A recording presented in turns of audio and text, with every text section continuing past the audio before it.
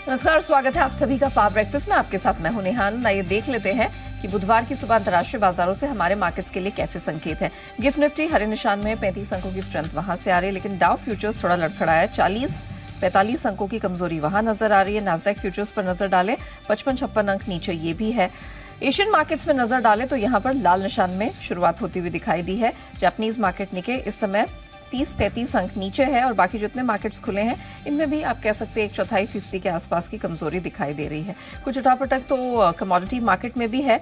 कच्चा तेल इसकी 4 दिनों की तेजी पर हमने ब्रेक लगता हुआ देखा है, $82 के करीब है। और सोने चांदी की अगर बात करें तो यहाँ पर एक छोटे दायरे में सपाट सा ही कारोबार देखने को मिल रहा है।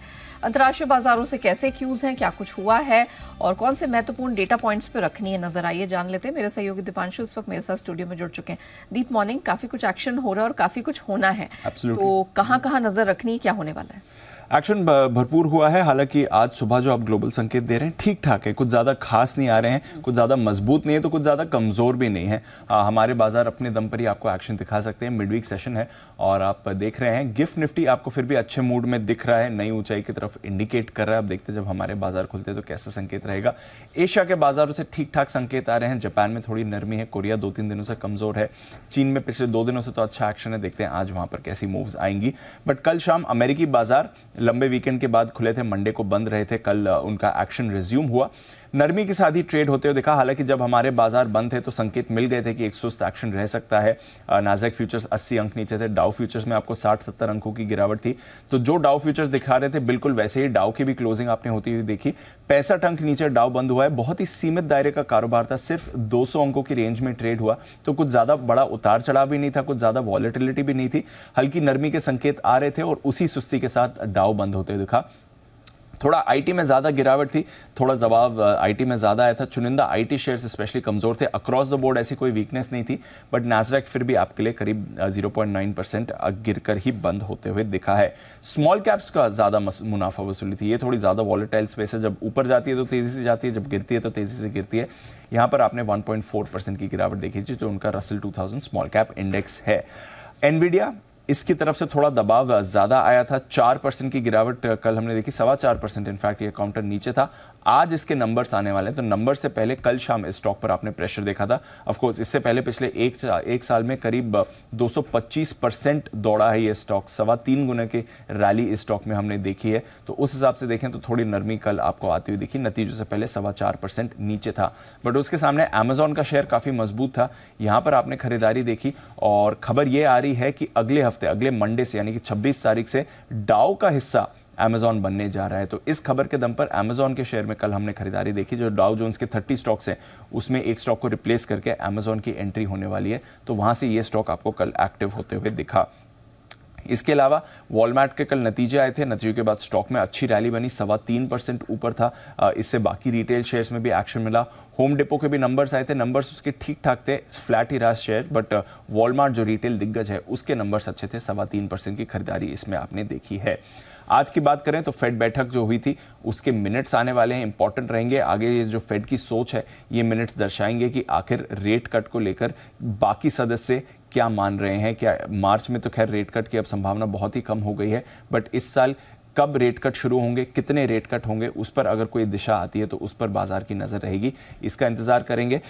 इसके अलावा 10 साल की बॉन्ड यील्ड पर रखिए नजर। 4.3% के आसपास स्थिर है, रिसेंटली ऊपर गई है, उसकी वजह से भी थोड़ा प्रेशर आप इक्विटीज में मान सकते हैं। बट ये फेड मिनट्स काफी इंपॉर्टेंट रहेंगे और उसके बाद बाजार का रिएक्शन, बॉन्ड मार्केट का रिएक्शन क्या रहता है वो भी देखने लायक रहेगा। यूरोप की बात करें, मिला जुला कारोबार है, बट कुछ ऐसी बड़ी मूव्स यूरोप में आपको आती हुई नहीं दिखी। डॉलर इंडेक्स आपका 104 के नीचे फिसला है। कच्चा तेल जैसे आप बता रही थी 4 दिनों की तेजी के बाद यहां पर हल्का प्रेशर आपको आते हुए दिखा है। सोने में लगातार 5वें दिन आपने बढ़त देखी है, ये रिसेंटली थोड़े अप ट्रेंड में जरूर दिखा है। बेस मेटल्स ज्यादातर मजबूत ही आपको होते हुए दिखे। जिंक छोड़कर सभी हरे निशान में बंद हुए। कॉपर करीब 3 हफ्ते की ऊंचाई पर है। तो ओवरऑल कोई ऐसे खराब ग्लोबल संकेत नहीं आ रहे हैं। अच्छी रैली के बाद थोड़ी नरमी आपको आती हुई दिख रही है, बट कोई ऐसी वीकनेस के ट्रिगर या कुछ ऐसी बड़ी बात हुई है ऐसा कुछ भी नहीं है। ओके, तो किसी भी तरफ के कोई एक्सट्रीम संकेत बनते हुए नहीं दिखाई दे रहे हैं। एटलीस्ट कमजोरी के तो कोई बहुत भारी संकेत नहीं दिख रहे हैं। थैंक यू दीप, पूरी डिटेल दर्शकों के सामने रखने के लिए। तो मिड वीक जिस तरह के ग्लोबल क्यूज हैं उन सबके बीच हमारे मार्केट्स में आपको क्या ट्रेडिंग रणनीति अपनानी है, इन सब पर बात करने के लिए जी बिजनेस के मैनेजिंग एडिटर आनंद सिंह भी हमारे साथ जुड़ चुके हैं।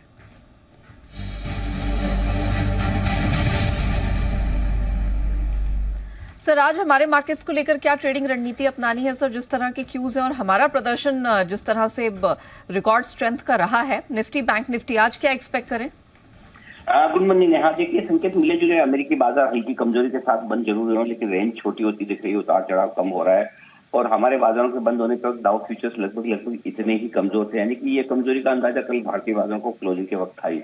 अब रहा सवाल हमारे बाजारों का, तो हमारे लिए वैसे भी मोमेंटम बड़ा स्ट्रॉन्ग है। लगातार 3 दिन हो गए आप 22,000 के ऊपर बंद हो रहे हैं, तकनीकी तौर पर बहुत मजबूत होते दिख रहे हैं, एक अच्छा ब्रेकआउट मिला है बाजार को। अब इम्पोर्टेंट जो है हमारे लोकल ट्रिगर्स में नंबर्स, एफआईज और लोकल फंड्स के, तो लोकल फंड्स की तरफ से 1500 करोड़ की कैश में खरीदारी का आंकड़ा है, ठीक है। एफआई ने फिर से बेचा है 1336 करोड़ की कैश में बिकवाली, और साथ ही स्टॉक फ्यूचर 1700 करोड़ के बेचे, लेकिन उसमें करीबन 3880 करोड़ की एक ब्लॉक डील का भी नंबर है, तो उनको एडजस्ट करके देखें तो नेट कैश में हल्की फुल्की खरीदारी और वायदा कारोबार में जितनी बिकवाली की वो न्यूट्रल करती हुई दिखे। तो एफआई का बिकवाली का कोई खास प्रेशर है नहीं, लोकल फंड का सपोर्ट है, लेकिन वो भी ब्लॉक डील की तरफ ही जाता हुआ दिखा, तो मुझे लगता है कि डेटा भी न्यूट्रल है। अब दोनों ही चीजें अगर न्यूट्रल है, ग्लोबल संकेत और हमारे अपने संकेत, इन सबके बीच में हम हल्की सी पॉजिटिव शुरुआत करने के बाद देखेंगे कि और कितना आगे बढ़ सकते हैं। सपोर्ट लेवल के आसपास खरीदारी करनी चाहिए, और ये सपोर्ट लेवल है आपके लिए 22,025 से 22,125, ये परफेक्ट रेंज है जहां पर आपको खरीदारी करनी चाहिए। 22,125 पे पहली एंट्री कर लीजिए, और उसके बाद 22,050 के आसपास दूसरी एंट्री आप कर सकते हैं। तो 2 टुकड़ों में आपको खरीदारी करनी है अगर आज बाजार आपको नीचे मिलता है। अब लेकिन आपको ब्रेकआउट का इंतजार करना है, तो फिर 22,250 का इंतजार करें। अगर उसके ऊपर निकलकर टिक जाए बाजार, तो फिर नया ब्रेकआउट और देता दिखेगा। वैसे तो 22,215 का जो हाई है उसी के ऊपर हो जाता है, लेकिन थोड़ा सा हम कंफर्ट रखने के हिसाब से 22,250 के ऊपर को ब्रेकआउट मानेंगे। वैसे भी ये तेजी थोड़ी, जैसा हमने कहा कि लाइफ टाइम हाई करके, ये टच एंड गो वाला मामला नहीं है, थोड़ी लंबी तेजी वाला मामला, टिकाऊ वाला है। मुझे लगता है कि कल की वीकली एक्सपायरी तक निफ्टी मजबूती के ट्रेंड में रहेगा, बाय ऑन डिप्स का रखेगा। और आज बैंक निफ्टी की वीकली एक्सपायरी है, और बैंक निफ्टी की वीकली एक्सपायरी के लिहाज से 46,550, 46,725 ये बहुत स्ट्रॉन्ग सपोर्ट जोन है। ये वैसे आने वाला है नहीं, ये भी तब आएगा जब 46,900 को भी आप तोड़ें, तो वहां से भी आपको कंफर्ट 150 पॉइंट का ऊपर का है, क्लोजिंग के लिहाज से 200 पॉइंट ऊपर का, तो मुझे लगता है 46,900 पर ही पहला सपोर्ट ले लेगा। आज जिस पर आपको नजर रखनी है बैंक निफ्टी पर, वो है 47,200 का लेवल। 47,200 को पार करके निकले टिके तो बैंक निफ्टी कम से कम 200-300 पॉइंट की और तेज दौड़ लगा सकता है, 47,500 की तरफ बढ़ सकता है। तब आपके लिए हायर लेवल के टारगेट जो होंगे 47,375 से 47,475 के मिनिमम लेकर चले, ये आपके लिए लेवल्स बनते दिखेंगे। और अगर आज क्लोजिंग 47,200 के ऊपर की होती है, तो बैंक निफ्टी भी नए हाइस की तरफ तेजी से बढ़ता हुआ दिखेगा, ये ध्यान रखें। कई सारे बैंक ऐसे हैं जो बड़े ब्रेकआउट के संकेत दे रहे हैं। HDFC बैंक सही लेवल से घूमता हुआ दिख रहा है, थोड़ी बहुत खरीदारी कोटक महिंद्रा बैंक में आती दिखी है, एक्सिस ICICI मजबूत है ये तो, और SBI तो है। तो मुझे लगता है बैंकिंग सेक्टर के दिग्गज जो है वो सपोर्ट देने का काम करे। तो ओवरऑल व्यू पॉजिटिव साइड पर रखें, बायस पॉजिटिव साइड पर रखें, बाय ऑन डिप्स की रणनीति रखें। जी, वैलिड पॉइंट से धन्यवाद हमारे दर्शकों को दिशा देने के लिए। आइए अब जान लेते हैं कि खबरों के दम पर कहां एक्शन देखने को मिल सकता है और कौन से महत्वपूर्ण ट्रिगर्स हैं जिन पर आपको रखनी है खास नजर। नुपुर हमारे साथ जुड़ चुकी हैं। नुपुर, मॉर्निंग, जरा बताइए स्टॉक स्पेसिफिक एक्शन कहां होता हुआ दिखाई दे रहा है और कौन से इवेंट्स है जहां नजर रखनी है? Good morning. South Indian bank के साथ ही शुरुआत करते हैं। आज बैंक की बोर्ड बैठक है जहाँ पे राइट्स इशू पर जो है वो विचार करता हुआ आपको बैंक नजर आएगा। मेडप्लस हेल्थ जहाँ पे QIB इशू के विड्रॉवल पे आज बोर्ड बैठक होने वाली है, तो दोनों स्टॉक्स पर रखनी है नजर। एक्सटेड कमिंस इंडिया की 18 रुपए का डिविडेंड एडजस्टमेंट आज आपको दिखेगा। हीरो मोटोकॉर्प 100 रुपए का डिविडेंड एडजस्टमेंट यहाँ पर भी है। MRF, PI इंडस्ट्रीज और LIC में भी 3 से 4 रुपए का डिविडेंड एडजस्टमेंट आज आते हुए नजर आएगा। CCEA की कैबिनेट की बैठक है 7:30 बजे, तो इसके आउटकम पर भी रखेंगे नजर। नतीजे आए ABB इंडिया के चौथी तिमाही साल कैलेंडर ईयर फॉलो करती है कंपनी। यहाँ पे मिला जुला क्वार्टर रहा है कंपनी के लिए। कंपनी की आय में 14% की ग्रोथ नजर आएगी, लेकिन अनुमान से कम यहाँ पे आय आती हुई दिखी है। कामकाजी लेवल पे मुनाफा 15% से बढ़कर आते हुए दिखा है। 13% का अनुमान था मार्जिन का, 15% के मार्जिन कंपनी ने किए, तो यहाँ पर रखना है फोकस। कैश में एलेंटेस बैंक के भी नतीजे आए जहाँ पे आपको अच्छा क्वार्टर नजर आया। 6% से कंपनी की आय बढ़कर आती हुई दिखे। मार्जिन में भी आपको 300 बेसिस पॉइंट का दिखेगा सुधार। IPO के अपडेट बता देती हूँ। जुनिपर होटल्स का आज IPO ओपन होने वाला है। साइज इसकी 1800 करोड़ की है। प्राइस बैंड 342 से 360 रुपीज़ है।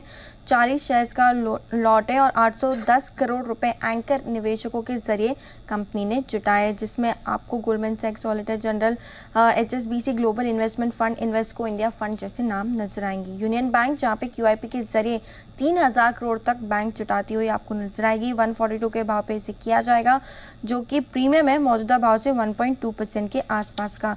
स्वाना एनर्जी QIP इसका भी ओपन हो चुका है। जो फ्लोर प्राइस है वो 703 रुपए के 6% के डिस्काउंट पे आपको दिखेगा मौजूदा भाव से। 26 जनवरी को बोर्ड की बैठक में फाइनल इश्यू प्राइस यहाँ पे तय की जाएगी और QIP के जरिए करीबन 4000 करोड़ रुपए की कंपनी जुटाती हुई दिखेगी। जी एंटरटेनमेंट, कल जो खबरें चल रही थी सोनी के साथ मर्जर पर दोबारा बातचीत की जो बातें सामने आई थी, उस पर जी की तरफ से अब सफाई आती हुई दिखी है, जहाँ पे मैनेजमेंट का कहना है कि मर्जर के लिए सोनी से कोई भी बातचीत फिलहाल नहीं चल रही है।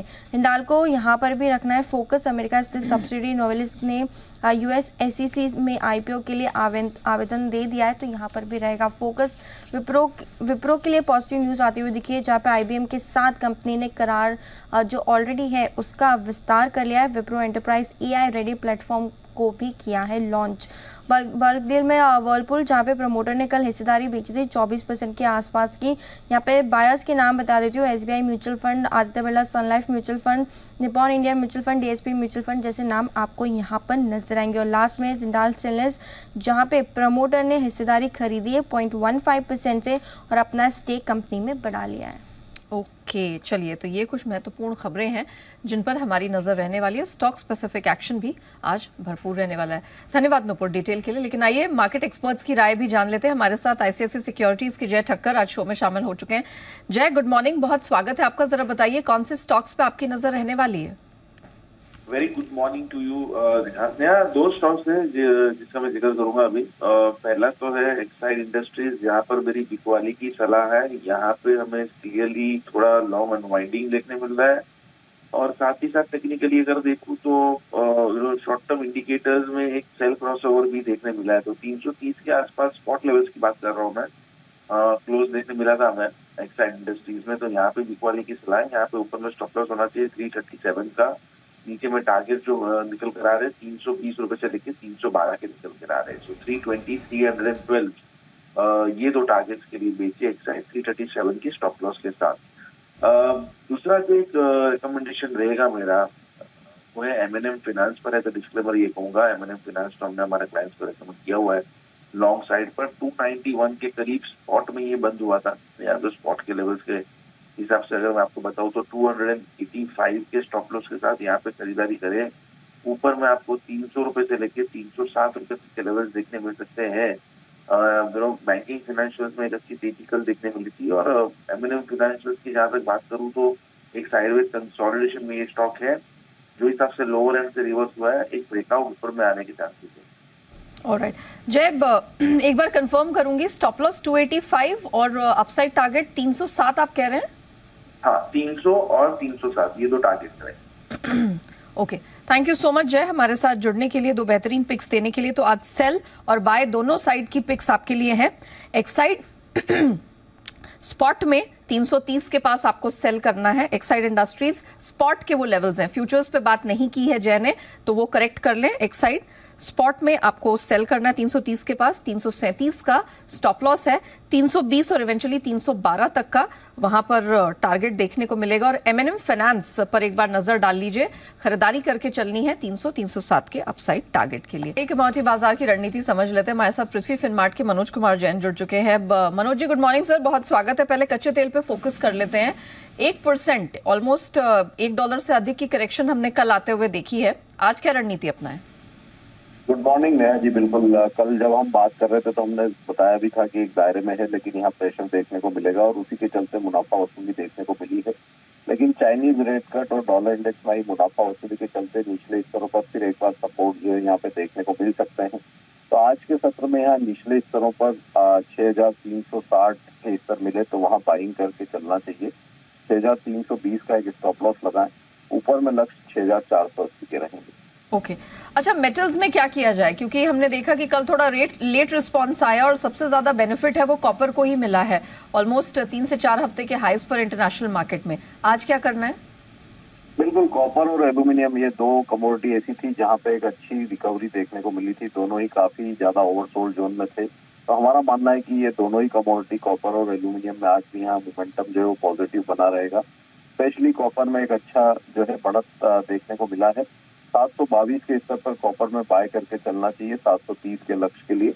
एक स्टॉप लॉस जो रखना है वो 719 का रखना। स्टॉप लॉस एक बार रिपीट करिए कॉपर का। 719 और टारगेट